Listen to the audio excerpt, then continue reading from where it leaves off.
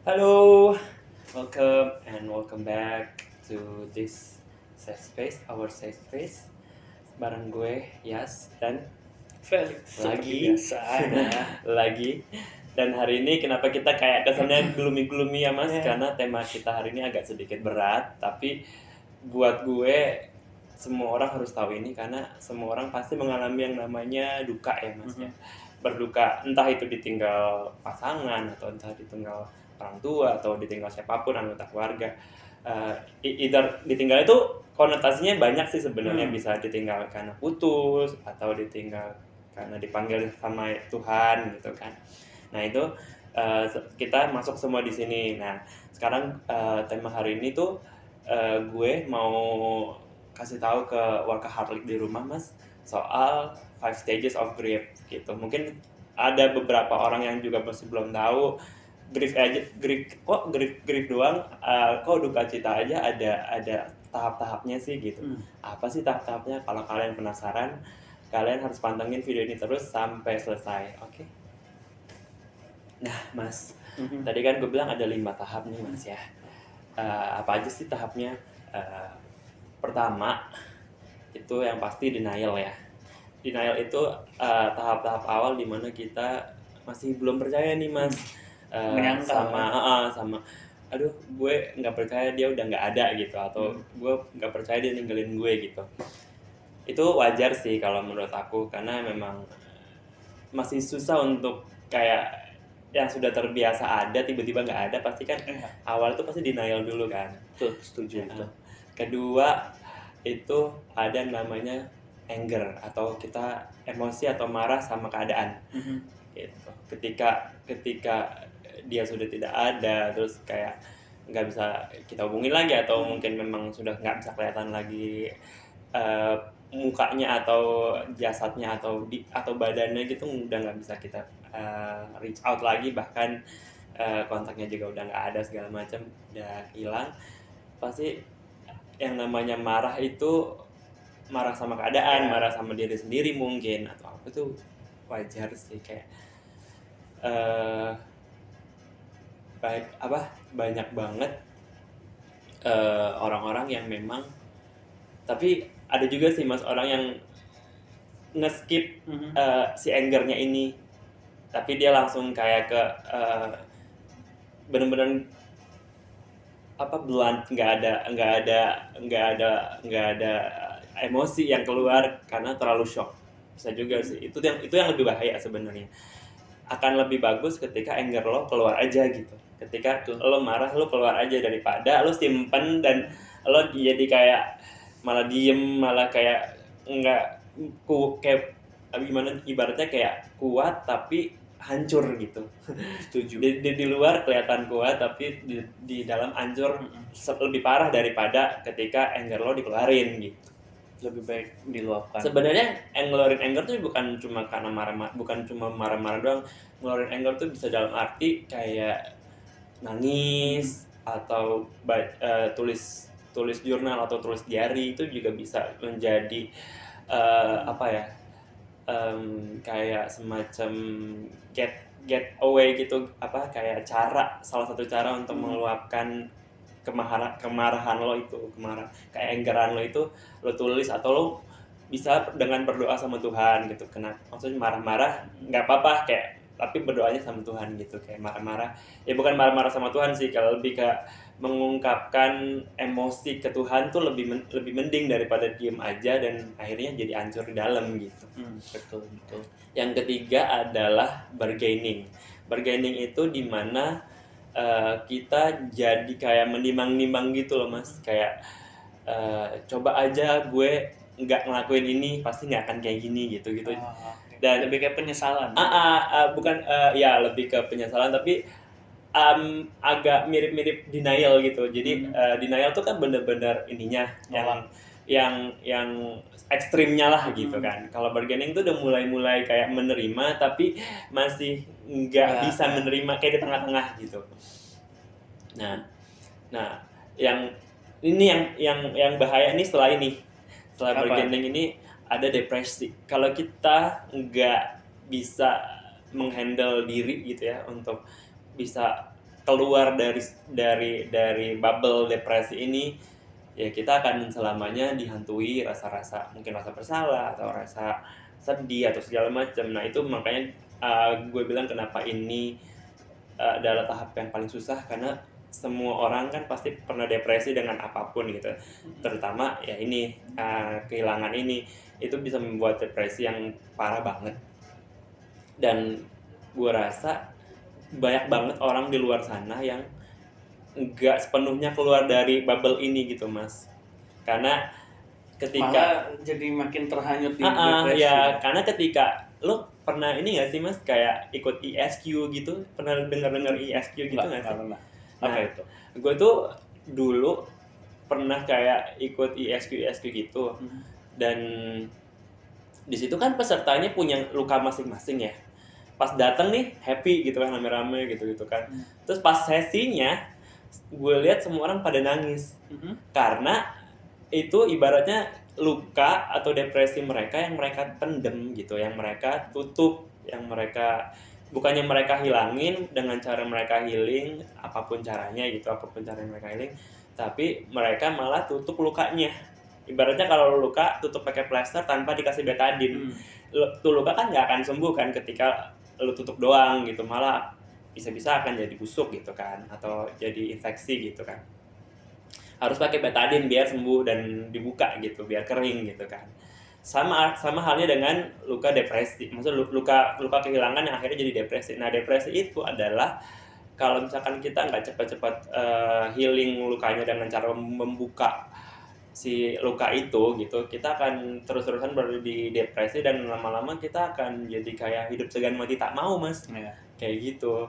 Nah itu kenapa gue bilang ada kaitannya dengan ISQ, dan ISQ itu membantu sebenarnya, membantu orang-orang yang denial menutupi rasa lukanya sehingga depresi, tapi depresinya itu nggak dirasain gitu loh mas, jadi kayak benar-benar tutup aja gitu, padahal dia masuk luka tapi ya dibiarin aja gitu, dibiarin akhirnya membusuk sekian tahun gitu ibaratnya, tanda kutip gitu ya mas ya.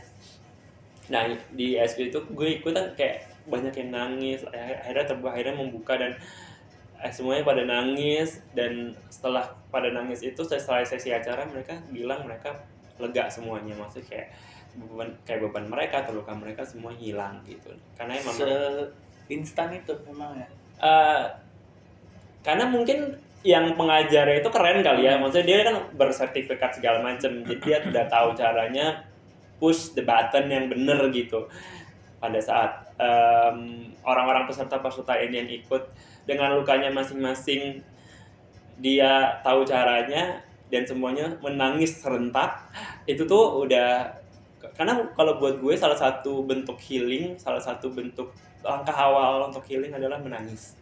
Karena ketika lo menangis, lo mengeluarkan emosi lo, mengekspresikan apa yang lo rasain di dalam, jadi ibaratnya semua bebannya tuh lo buang gitu dari air mata gitu, makanya agak sedikit lega. Mungkin belum sembuh sepenuhnya, tapi seenggaknya tuh sudah bisa nggak denial lagi dan nggak menutup lagi gitu, nggak menutup diri lagi dan nggak menutup lukanya gitu. Seenggaknya sudah bisa membuka dan accept luka itu gitu. Ya kalau masalah sembuh atau enggaknya mungkin masih butuh waktu yang lebih lama lagi. Cuma kalau kayak di tempat-tempat SQ gitu kayak pembuka gerbangnya gitu loh, kayak dibuka gitu.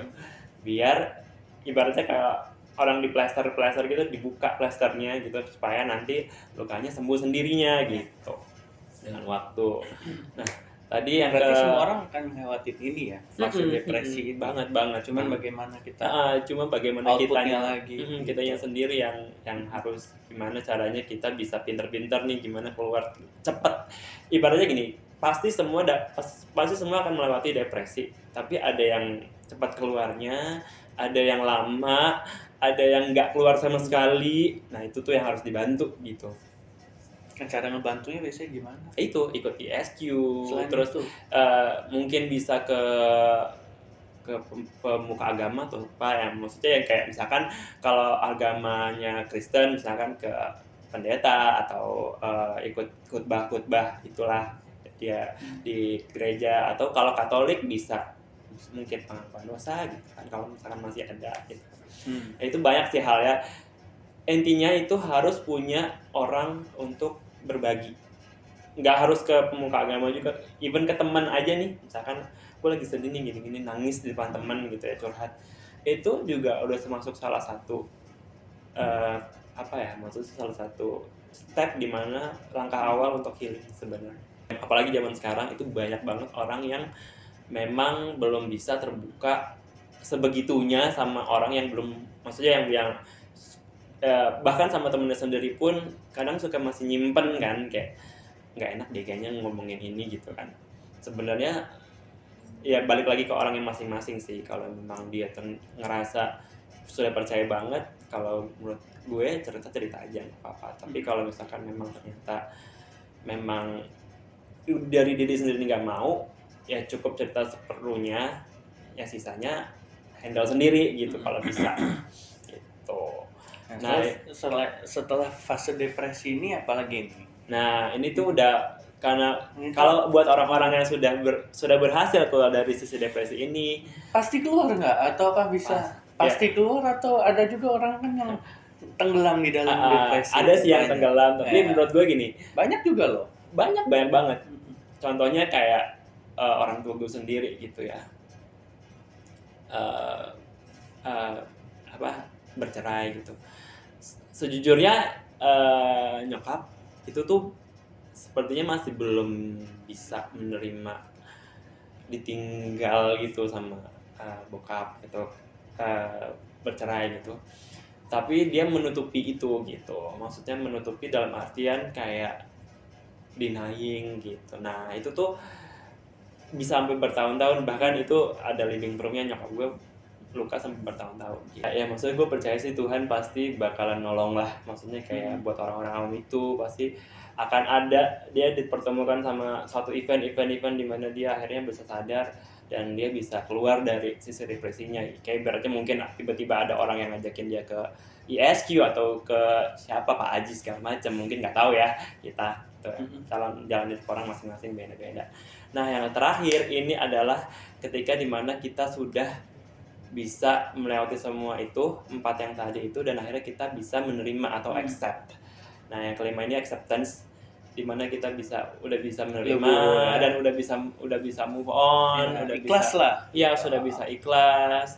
Kalau misalkan memang dia sudah tidak ada misalkan, atau dia sudah maksudnya kayak udah lebih, maksudnya udah berada di tempat yang lebih baik lah gitu. Maksudnya kayak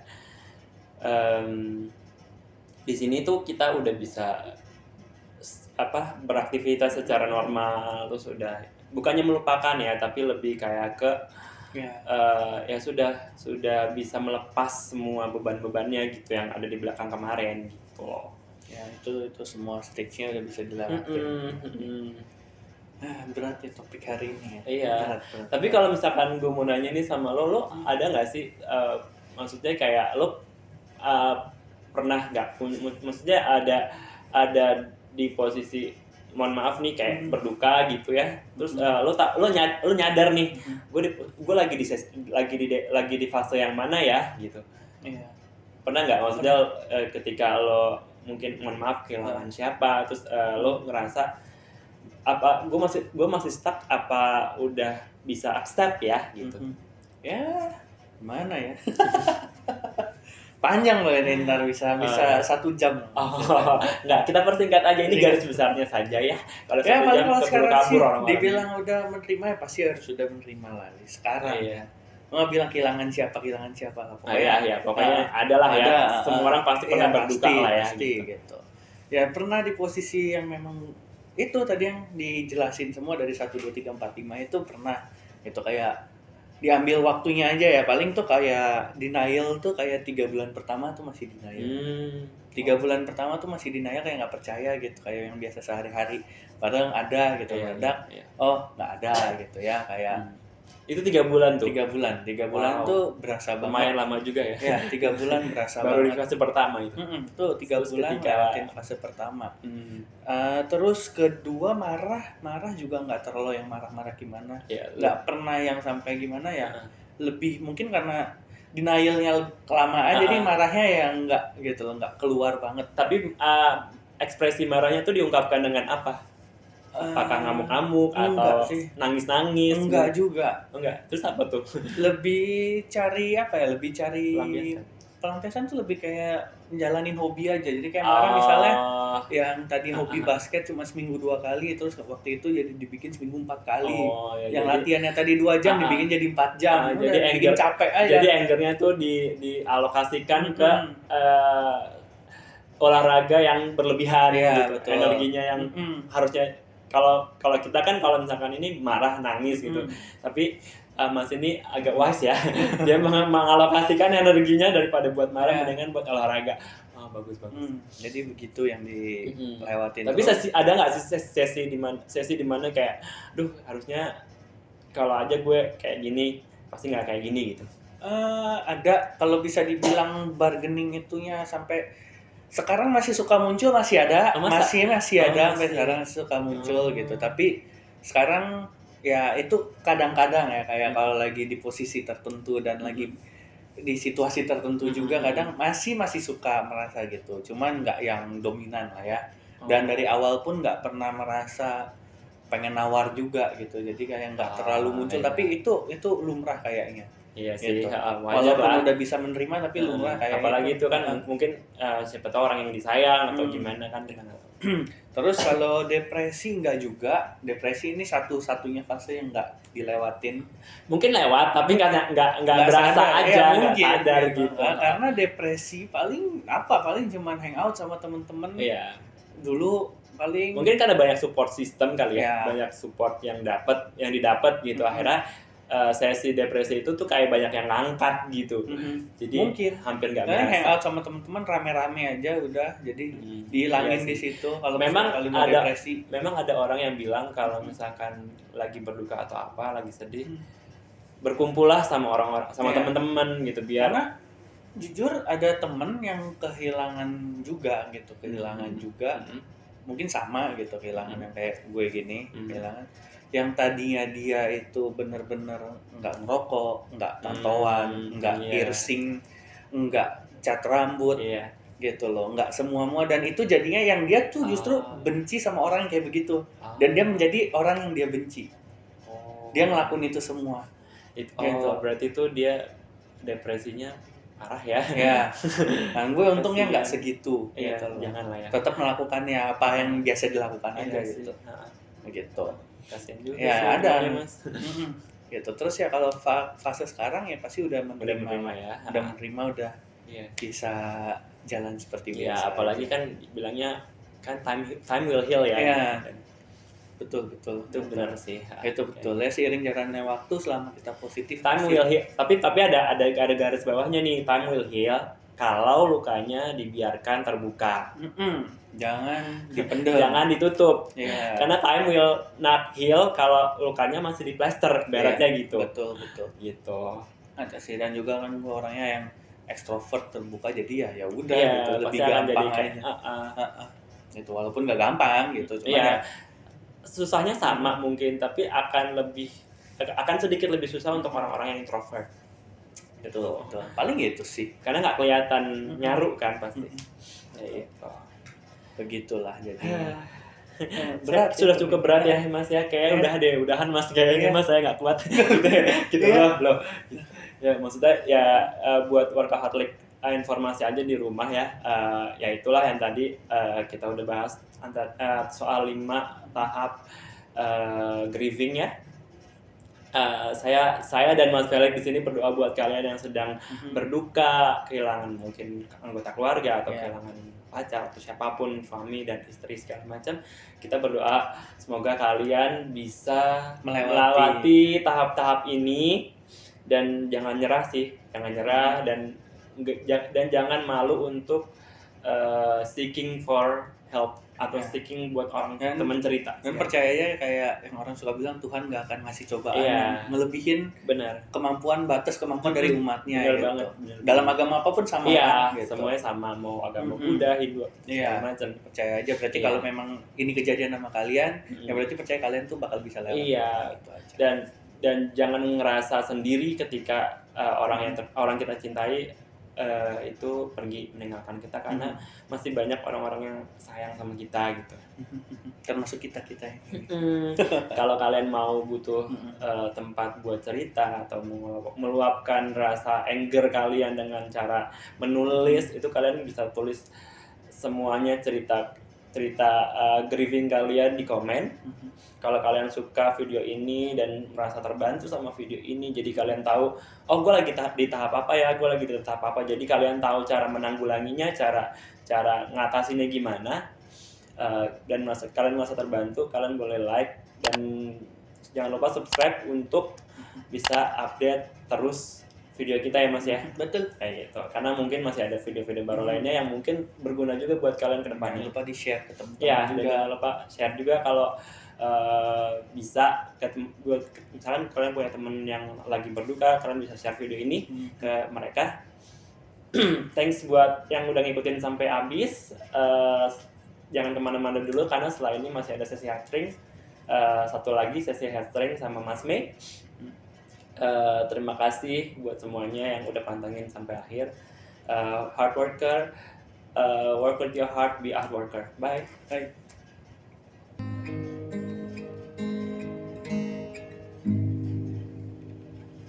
Melihatmu bahagia, satu hal yang terindah, anugerah cinta yang pernah ku punya. Kau buatku percaya ketulusan cinta, seakan kisah sempurna akan tiba. Masih jelas teringat pelukanmu yang hangat, seakan semua tak mungkin menghilang. Kini hanya kenangan yang telah kau tinggalkan, tak tersisa lagi waktu bersama. Mengapa masih ada sisa rasa di dada di saat kau pergi begitu saja? Mampukah ku bertahan tanpa hadirmu sayang? Tuhan sampaikan rindu untuknya.